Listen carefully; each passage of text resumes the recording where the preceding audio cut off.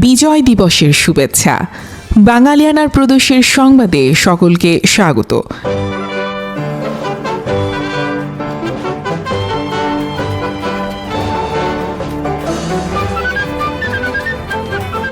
পুরো বিজয়ের মাস জুড়ে দেখুন বাঙালিয়ানার বিশেষ আয়োজন। শুরুতেই শুনে নিচ্ছি সংবাদ শিরোনাম। ৫৪তম বিজয় দিবস আজ। রাজাকার আলবদরদের ছবি প্রতিকৃতিতে জুতা নিক্ষেপের মাধ্যমে পালিত হল দিবসটি। জুলাই আন্দোলনে দেশ জুড়ে ভাঙচুরের শিকার হাজার হাজার মুক্তিযুদ্ধ সংক্রান্ত ভাস্কর্য ও স্থাপনা সংস্কারে দৃশ্যত উদ্যোগ নেই। প্রধান উপদেষ্টা বললেন, ভোটের উপরই নির্ভর করছে সবার ভবিষ্যৎ। বিজয় দিবসে জামায়াতের নতুন আস্ফালন, দাবি ২৫শে মার্চের আগে গণহত্যা চালায় মুজিব বাহিনী। আইপিএল নিলামে সবাইকে চমকে দিলেন মুস্তাফিজ। কলকাতা কিনল ৯ কোটি ২০ লাখ রুপিতে। এছাড়াও সংবাদ শেষে শহীদ বুদ্ধিজীবী ও শিক্ষক আনোয়ার পাশা আর তার কালোজয়ী উপন্যাস রাইফেল রোটি আওরাত নিয়ে দেখবেন বাঙালিয়ানার বিশেষ আয়োজন। এবার অন্যান্য সংবাদের সঙ্গে বিস্তারিত।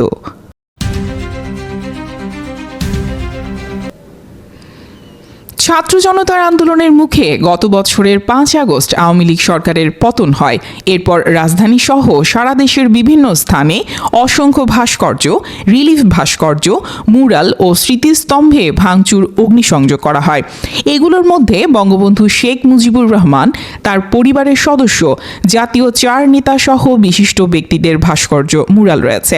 আছে মুক্তিযুদ্ধ, বিভিন্ন ঐতিহাসিক ঘটনা ও প্রসঙ্গের প্রতীকের ভাস্কর্য, মুরাল।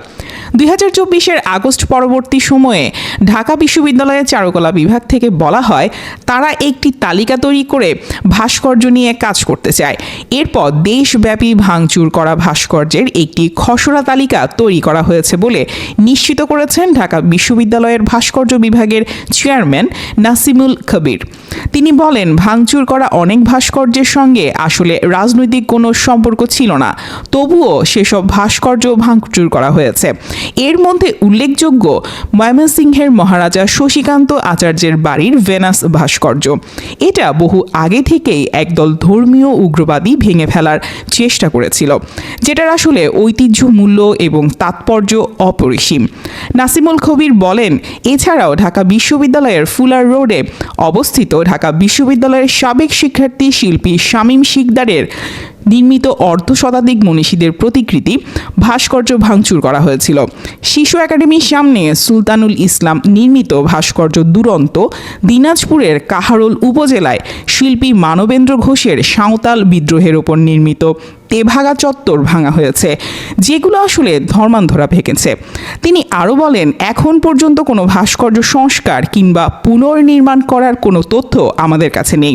এমনকি এসব ভাস্কর্য কিভাবে ঠিক করা যাবে সেটা নিয়েও মন্ত্রণালয় থেকে কোনো উদ্যোগ দেখা যাচ্ছে না। ঢাকা বিশ্ববিদ্যালয়ের ভাস্কর্য বিভাগ থেকে প্রাপ্ত তথ্য মতে মেহেরপুরের মুজিবনগরে ৩ শতাধিক মুক্তিযুদ্ধের প্রামাণ্য ভাস্কর্য ভাঙচুর করা হয়েছে। এসব ভাস্কর্য ছাড়াও দেশব্যাপী মুক্তিযুদ্ধ, মুক্তিযোদ্ধা ও বঙ্গবন্ধু শেখ মুজিবুর রহমানের ওপর নির্মিত অসংখ্য ভাস্কর্য ভাঙচুর করা হয়েছে।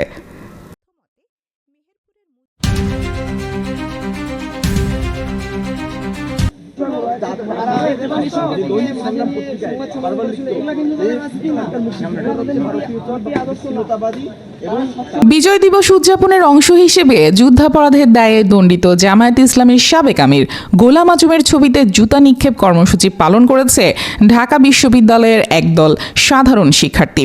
১৬ ডিসেম্বর মঙ্গলবার দুপুরে ঢাকা বিশ্ববিদ্যালয় কেন্দ্রীয় ছাত্র সংসদ ডাকসু ভবনের সামনে এই কর্মসূচি অনুষ্ঠিত হয়।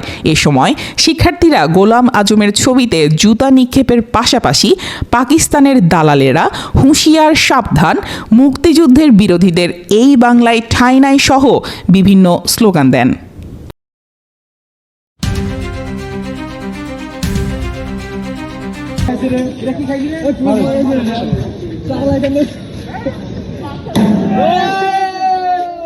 তুমি রুটে থেকে আসছো, যাবের পাঠিয়ে দিচ্ছে।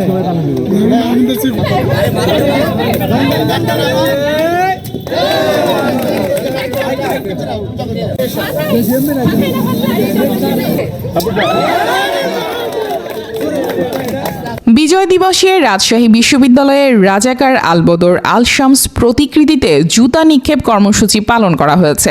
16 ডিসেম্বর বেলা 3টার দিকে বিশ্ববিদ্যালয়ের বুদ্ধিজীবী চত্বরে হানাদার হান্ট নামে এই কর্মসূচি পালন করে শাখা ছাত্রদল। সরজমিনে দেখা যায় 3টি মাটির হাঁড়িতে রাজাকার আলবদর আল শামস লিখে সেখানে জুতা নিক্ষেপ করা হয়েছে। জুতা নিক্ষেপ করে যারা হাঁড়িতে লাগাতে পারছেন তাদের চকলেট পুরস্কার দেওয়া হয়।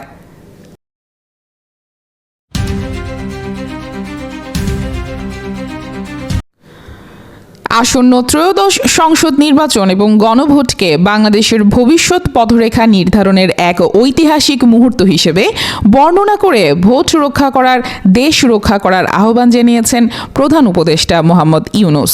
16 ডিসেম্বর মঙ্গলবার বিজয় দিবসের সন্ধ্যায় জাতির উদ্দেশ্যে দেয়া এক ভাষণে তিনি বলেছেন, ভোটের উপর নির্ভর করছে আপনার আমার সবার ভবিষ্যৎ, আপনার আমার সন্তানের ভবিষ্যৎ। যোগ্য লোককে ভোট দিন, জাতির ভবিষ্যৎ নিশ্চিত করুন। এই নির্বাচনকে সত্যিকার অর্থে উৎসব মুখর, অংশগ্রহণমূলক, শান্তিপূর্ণ এবং সর্বোপরি সুষ্ঠু করতে প্রয়োজনীয় সব ব্যবস্থা নেওয়ার প্রতিশ্রুতি জাতির সামনে তুলে ধরেন সরকার প্রধান। নির্বাচন কমিশন 12 ফেব্রুয়ারি সংসদ নির্বাচন এবং গণভোটের তারিখ রেখে তফসিল ঘোষণার পর এদিনই প্রথম জাতির উদ্দেশ্যে ভাষণ দিলেন মোহাম্মদ ইউনূস। তিনি বলেন, দায়িত্ব নেয়ার পর অন্তর্বর্তীকালীন সরকার 3টি বিষয়কে সর্বাধিক গুরুত্ব দিয়েছে। তা হলো জুলাই আগস্ট হত্যাকাণ্ডের বিচার, একটি জবাবদিহিমূলক ও কার্যকর গণতান্ত্রিক ব্যবস্থায় উত্তরণের জন্য রাষ্ট্র কাঠামোর প্রয়োজনীয় মৌলিক সংস্কার এবং একটি সুষ্ঠু নির্বাচন।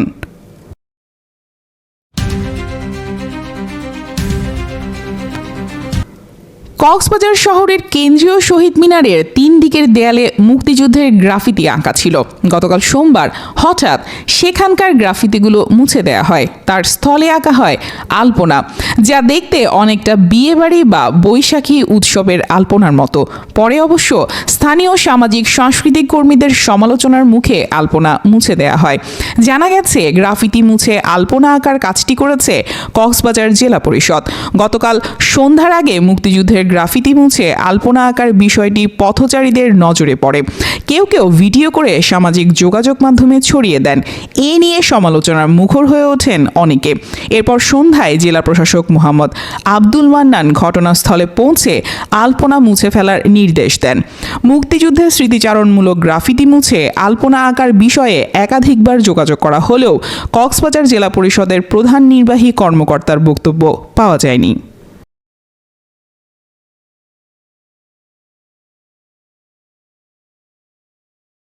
1971 সালের ডিসেম্বর ধীরে ধীরে বৃদ্ধি পাচ্ছিল বাংলার মুক্তাঞ্চলের মানচিত্র। অবস্থা বেগতিক দেখে পাকিস্তানি হানাদার বাহিনীও বাড়াচ্ছিল হিংস্র নৃশংসতার থাবা। রক্তাক্ত সেই সময়েই অস্ফুটে বেজে চলছিল বিজয়ের গান। সারা বিশ্বের ইথারে ইথারে উচ্চারিত হচ্ছিল বজ্র নির্ঘোষে একটি নাম, যে নাম মাথা নত করতে জানে না। রক্ত স্নাত সে নাম বাংলাদেশ। বিজয় নিশান উড়ছে ওই খুশির হাওয়ায় ওই উড়ছে। বাংলার বিজয়ের ক্ষণ গণনায় আজ শেষ দিন, 16 ডিসেম্বর, বিজয় দিবস। পাকিস্তান সেনাবাহিনীর পূর্বাঞ্চলীয় কমান্ডার লেফটেন্যান্ট জেনারেল আমির আবদুল্লাহ খান নিয়াজির নির্দেশে পাক বাহিনী ভোর 5টা থেকে যুদ্ধবিরতি শুরু করে। বেলা 9টায় ক্যাপ্টেন হিতেশ মেহতা ও 2য় প্যারা ব্যাটালিয়নের কমান্ডার ক্যাপ্টেন নির্ভয় শর্মা, ভারত বাংলাদেশ যৌথ কমান্ডের divisional commander major general Gandharva Singh নাগরার একটি বার্তা নিয়ে মিরপুর ব্রিজের উত্তর পার থেকে ঢাকা শহরে নিয়াজির হেডকোয়ার্টার অভিমুখে সাদা পতাকাবাহী জিপে রওনা হন। ইংরেজি বার্তাটিতে লেখা ছিল, Dear Abdullah, we are here. We have surrounded you. Your game is up. Choose between surrender or total destruction. We assure you will be treated according to the Geneva Convention. I personally assure you that you have no risk of life.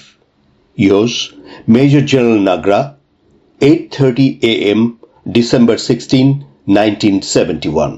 পাক সেনাবাহিনীর 36 ডিভিশনের দায়িত্বে থাকা major general Mohammad Jamshed general নিয়াজির জবাব নিয়ে মিরপুর ব্রিজের উত্তর পারে এসে জেনারেল নাগরার সাথে সাক্ষাৎ করেন। বেলা 1টা নাগাদ কলকাতা থেকে ঢাকা এসে পৌঁছান মিত্র বাহিনীর কমান্ডার জেনারেল জগজিৎ সিং অরোরার chief of staff major general JFR Jacob. এরপর পাকিস্তান সেনাবাহিনীর পূর্বাঞ্চলীয় কমান্ডের হেডকোয়ার্টারে বসে আত্মসমর্পণের দলিল তৈরির বৈঠক। এক পক্ষে জেনারেল AK নিয়াজি, জেনারেল রাও ফরমান আলী ও জেনারেল মোহাম্মদ জামশেদ এবং অন্য পক্ষে জেনারেল জ্যাকব, জেনারেল নাগরা ও মুক্তিবাহিনীর কাদের সিদ্দিকী। সিদ্ধান্ত হয় দলিলে স্বাক্ষর করবেন বিজয়ী বাহিনীর পক্ষে পূর্বাঞ্চলীয় ভারত ও বাংলাদেশ যৌথ বাহিনীর commander in chief lieutenant general Jagjit Singh Aurora এবং বিজিত বাহিনীর পক্ষে পাকিস্তান সেনাবাহিনীর পূর্বাঞ্চলীয় commander lieutenant general AK Niazi. আত্মসমর্পণ নিয়ে আলোচনায় সাব্যস্ত হয় যে 16 ডিসেম্বর আত্মসমর্পণের দলিল স্বাক্ষরিত হলেও নিয়াজি ও তার বাহিনী তখনই অস্ত্র সমর্পণ করবেন না। এক্ষেত্রে জেনারেল জ্যাকব 18 ডিসেম্বর পর্যন্ত তাদের অস্ত্র রাখার বিষয়টি অনুমোদন করেন, অর্থাৎ পাকিস্তানি বাহিনী যুদ্ধবন্দী হলেও ঢাকা সেনানিবাসে তাদের অবস্থান থাকবে সশস্ত্র। এদিকে কলকাতায় বাংলাদেশের প্রধানমন্ত্রী তাজউদ্দিন আহমেদ মুক্তিবাহিনীর deputy chief of staff group captain AK খন্দকারকে ডেকে পাঠান এবং তাকে বাংলাদেশের প্রতিনিধি হিসেবে আত্মসমর্পণ অনুষ্ঠানে উপস্থিত থাকতে নির্দেশ দেন। এ সময় প্রধানমন্ত্রীর দপ্তরে অস্থায়ী রাষ্ট্রপতি সৈয়দ নজরুল ইসলাম, M মনসুর আলী, খন্দকার মোস্তাক সহ অনেকেই উপস্থিত ছিলেন। প্রধানমন্ত্রীর নির্দেশ অনুসারে AK খন্দকার কলকাতার দমদম বিমানবন্দরে উপস্থিত হন। বিকেল 3:30টায় জেনারেল অরোরা আত্মসমর্পণ অনুষ্ঠানে যোগদানের জন্য ভারতীয় বিমান ও নৌবাহিনীর চিফ অফ স্টাফ, মুক্তিবাহিনীর deputy chief of staff group captain AK Khandakar সহ কলকাতা থেকে ঢাকা বিমানবন্দরে এসে পৌঁছলে জেনারেল নিয়াজি বিমানবন্দরে তাদের সামরিক কায়দায় অভ্যর্থনা জানান। এ সময় এস ফোর্সের অধিনায়ক colonel KM Shafiullah, delta sector commander brigadier Sabik Singh, major general Jacob, major general Sagat Singh, major general Nagra ও আরও অনেকে উপস্থিত ছিলেন। বিকেলে মুক্তিবাহিনীর K ফোর্সের কমান্ডিং অফিসার ও 2 নম্বর সেক্টরের deputy sector commander captain ATM Haidar সহ মিত্রবাহিনীর সদস্যরা পাকিস্তান সেনাবাহিনীর পূর্বাঞ্চলীয় কমান্ডার লেফটেন্যান্ট জেনারেল AK নিয়াজিকে এসকর্ট করে রেসকোর্স ময়দানে নিয়ে আসেন।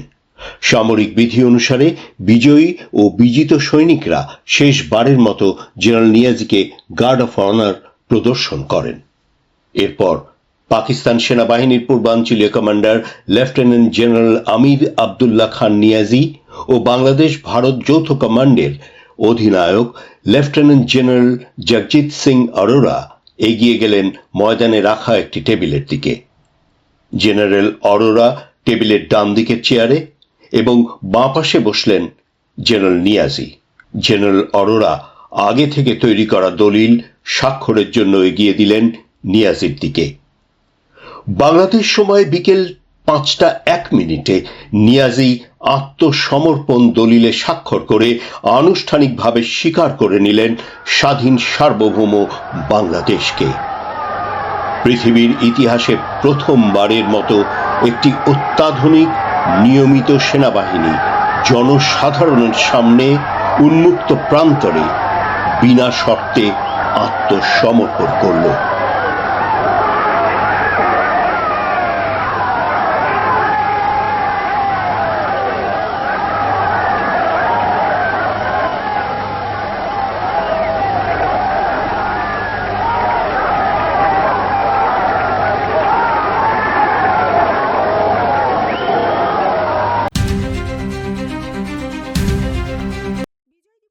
বিজয় দিবসের প্রথম প্রহরে ঘৃণার প্রতীক হিসেবে পাকিস্তানের পতাকা আঁকতে গিয়ে জগন্নাথ বিশ্ববিদ্যালয়ের একদল শিক্ষার্থী সেখানকার প্রক্টর ও আরেক দল শিক্ষার্থীর বাধার মুখে পড়েছেন।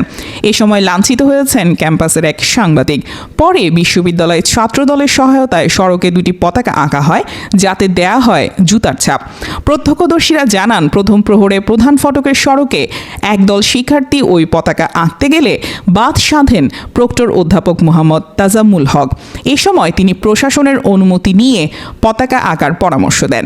তখন শিক্ষার্থীদের তরফে বলা হয়, এর আগে ইসরায়েলের পতাকা আঁকা হলেও তখন অনুমতির প্রয়োজন হয়নি, এখন অনুমতি লাগবে কেন? এ সময় আঁকিয়েদের তীব্র প্রতিক্রিয়ার মুখে ওই শিক্ষার্থী বাসে উঠে যান। এরপর বাসে থাকা শিক্ষার্থীদের একাংশ দল বেঁধে নেমে আঁকিয়ে শিক্ষার্থীদের বাগবিতণ্ডায় জড়ান। এ সময় তারা রঙের কৌটা ঢেলে পতাকা মুছে দেন। এই ঘটনা সরাসরি সম্প্রচারের সময় কালের কণ্ঠর সাংবাদিক মিনহাজুল ইসলামকে হেনস্থা করা হয় বলে অভিযোগ উঠেছে। এদিকে আজ সুন্নাহ হলের আবাসিক শিক্ষার্থীরা প্রধান ফটক দিয়ে বাস চালিয়ে যাওয়ার পর সেখানে ফের ঘৃণার পতাকা আঁকতে শুরু করেন আঁকিয়ে শিক্ষার্থীরা।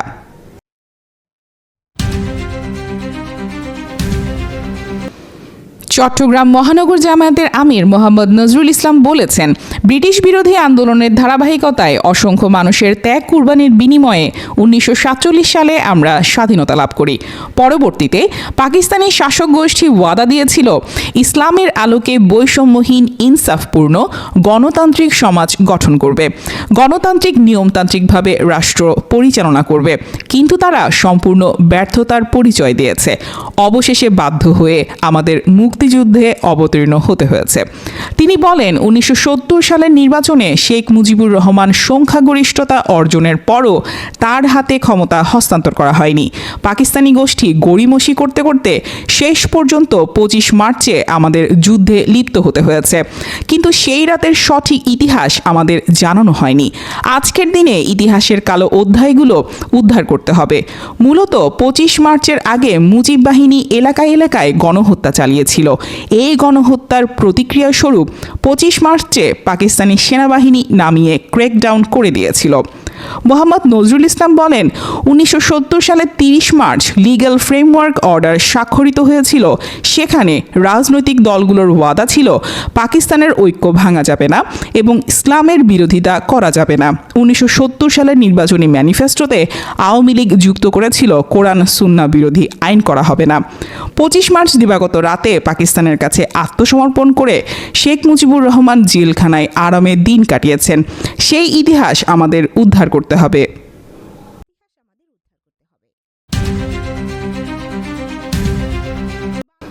বাংলাদেশের একজন সিনিয়র সাংবাদিক আনিস আলমগীরকে রাতভর ঢাকার গোয়েন্দা পুলিশ কার্যালয়ে আটক রাখার পর সন্ত্রাস বিরোধী আইনে করা একটি মামলায় গ্রেফতার দেখানো হয়েছে। ওই মামলায় অভিনেত্রী মেহের আফরোজ শাওন সহ আরও কয়েকজনকে আসামি করা হয়েছে।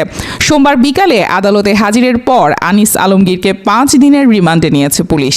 মামলায় গ্রেফতার দেখানোর আগে তাদের বিরুদ্ধে থানায় যে অভিযোগ দায়ের করা হয়েছে তাতে সামাজিক মাধ্যম ও টক শোতে বসে আওয়ামী লীগকে ফিরিয়ে আনার প্রোপাগান্ডা চালানোর অভিযোগ আনা হয়েছে। তাতে গ্রেফতার করার প্রশ্ন উঠছে, সরকারের সমালোচনা করা গ্রহণ করা হবে না, এমন বার্তাই এই গ্রেফতারের মাধ্যমে দেয়া হলো কিনা।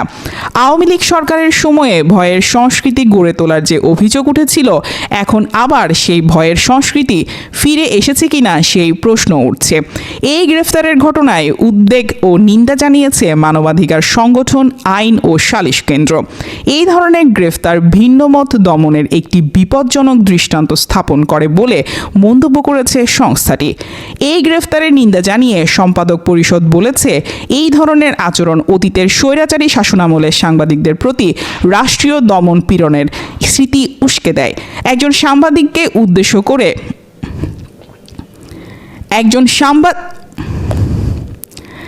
একজন সাংবাদিককে অভিযোগ ছাড়াই ডিবি কার্যালয়ে ডেকে নেওয়া, সেখানে আটকে রাখা, একজন সাংবাদিককে অভিযোগ ছাড়াই ডিবি কার্যালয়ে ডেকে নেওয়া, সেখানে আটকে রাখা, পরে সন্ত্রাস বিরোধী আইনে গ্রেফতার দেখানো কোনোভাবেই গ্রহণযোগ্য নয়।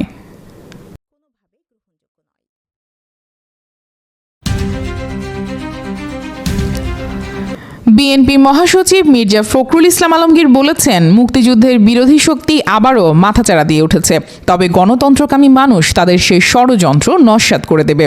আমরা শপথ নিয়েছি, গণতন্ত্র প্রতিষ্ঠার জন্য আমরা যে সংগ্রাম করছি সেটা অব্যাহত রাখব। একটি গণতান্ত্রিক রাষ্ট্র অবশ্যই প্রতিষ্ঠা করব।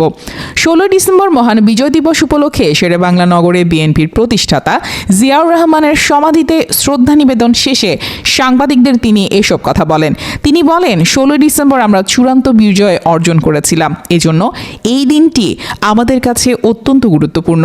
এছাড়াও 71-এ যারা বাংলাদেশ চায়নি তারাই এখন মাথাচাড়া দিতে চাইছে বলে মন্তব্য করেছেন বিএনপি মহাসচিব মির্জা ফখরুল ইসলাম আলমগীর। তিনি বলেছেন, স্বাধীনতার শত্রুরা যারা স্বাধীনতার বিরুদ্ধে 71 সালে অবস্থান নিয়েছিল, আজকে তারা আবার মাথাচাড়া দিয়ে উঠতে চায়। এবার শুনে নিচ্ছি বাঙালিয়ানা বাণিজ্য সংবাদ। মার্কিন বিদ্যুৎ চালিত গাড়ি নির্মাতা টেসলার বোর্ড সদস্যরা শেয়ার রিওয়ার্ড থেকে মোট প্রায় $300 কোটি আয় করেছেন। যুক্তরাষ্ট্রের বড় প্রযুক্তি কোম্পানিগুলোর পরিচালকদের তুলনায় এই অঙ্ক কয়েক গুণ বেশি। কোম্পানির বেতন ও কর্পোরেট প্রশাসন বিশ্লেষণকারী প্রতিষ্ঠান ইকুইলারের এক বিশ্লেষণে এই তথ্য উঠে এসেছে। রয়টার্সের জন্য বিশ্লেষণটি করেছে প্রতিষ্ঠানটি। এই আয় মূলত টেসলার শেয়ারের দাম দীর্ঘ সময় ধরে বেড়ে যাওয়ার ফল। বোর্ড সদস্যরা কম দামে পাওয়া শেয়ার বা স্টক অপশন পরে বেশি দামে বিক্রি করে বিপুল লাভ করেছেন। বিশ্লেষণে দেখা গেছে 2004 সাল থেকে এখন পর্যন্ত টেসলার শেয়ার থেকে প্রায় $100 কোটি আয় করেছেন সিইও ইলন মাস্কের ভাই ও বোর্ড সদস্য কিম্বল মাস্ক। বোর্ডের অন্য সদস্যদের মধ্যে রয়েছেন পরিচালক আইরা এহরেনপ্রেস ও বোর্ড চেয়ারম্যান রবিন ডেনহলম। এহরেনপ্রেস 2007 সাল থেকে প্রায় $86.90 কোটি এবং ডেনহলম 2014 সাল থেকে প্রায় $65 কোটি আয় করেছেন।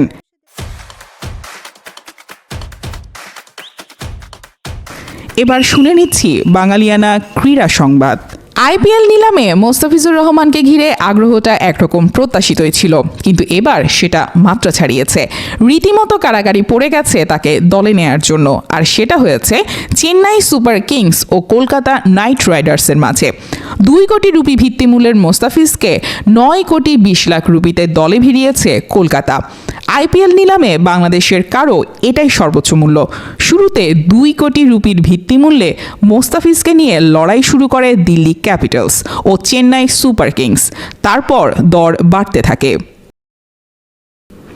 সংবাদ শেষে শহীদ বুদ্ধিজীবী ও শিক্ষক আনোয়ার পাশা আর তার কালজয়ী উপন্যাস রাইফেল রুটি আওরাত নিয়ে দেখবেন বাঙালিয়ানার বিশেষ আয়োজন।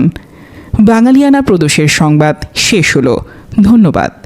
আমি দাম দিয়ে কিনেছি বাংলা, কারোর দানে পাওয়া নয়। আমি দাম দিছি প্রাণ লক্ষ কোটি, জানাছে জগৎময়। আজকাল এক নিদারুণ রসিকতার মুখোমুখি হতে হয় বাংলার মানুষকে। মুক্তিযুদ্ধের পরাজিত শক্তি প্রশ্ন করে, শহীদ বুদ্ধিজীবীরা 9 মাস ঢাকা শহরে বসে আদতে কি করেছিল? এই প্রশ্নটার মাঝে লুকিয়ে থাকে তাচ্ছিল্যে ভরা এক শ্লেষ। যেন প্রশ্নকর্তা বলতে চান, বুদ্ধিজীবীরা শহীদ হওয়ার আগে বেশ আয়েশেই ছিলেন অবরুদ্ধ এক নগরীতে। তাদের আদবহীন প্রশ্নের এক জাজ্জল্যমান উত্তর আনোয়ার পাশা, যিনি যুদ্ধমান এক নগরে বসে লিখেছিলেন অবরুদ্ধ নগরের এক অজানা গল্প, রাইফেল রুটি আওরাত। বাংলাদেশের মুক্তিযুদ্ধের প্রথম উপন্যাস। এই উপন্যাসকে অনেকে মুক্তিযুদ্ধের প্রামাণ্য দলিলও বলে থাকেন। উপন্যাসের রচয়িতা শহীদ আনোয়ার পাশা। ঢাকা বিশ্ববিদ্যালয়ের বাংলা বিভাগের শিক্ষক আনোয়ার পাশা ছিলেন একাধারে লেখক ও কথা সাহিত্যিক।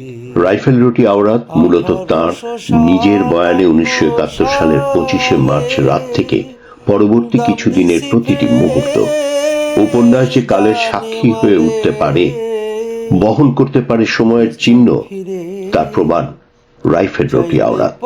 উপন্যাসে ঢাকা বিশ্ববিদ্যালয়ের ইংরেজি বিভাগের শিক্ষক সুদীপ্ত শাহিনের চরিত্রের আড়ালে আনোয়ার পাশা নিজেকেই এঁকেছেন। পাশাপাশি বিভিন্ন চরিত্রের মাধ্যমে তিনি দেখিয়েছেন দেশের ক্রান্তিকালে বিভিন্ন মানুষের মনস্তত্ত্ব। তিনি দেখেছেন প্রগতিশীলতার আড়ালে অনেকের পাকিস্তানপন্থী মনোভাব, আবার অনেককে দেখেছেন গোপনে মুক্তিযোদ্ধাদের সাহায্য করতে। সুদীপ্ত শাহীনের বয়ানে উপন্যাসটিতে আমরা নারকীয় হত্যাযজ্ঞ দেখি, সুদীপ্তর মনোযাতনা দেখি, পাশাপাশি নতুন দিনের আশাবাদও দেখি। আনোয়ার পাশা উপন্যাস শুরু করেছেন বাংলাদেশে নামলো ভোর লাইনটি দিয়ে, শেষ করেছেন নতুন মানুষ, নতুন পরিচয় এবং নতুন একটি প্রভাত। সে আর কত দূরে? বেশি দূরে হতে পারে না, মাত্র এই রাতটুকু তো মাভই কেটে যাবে।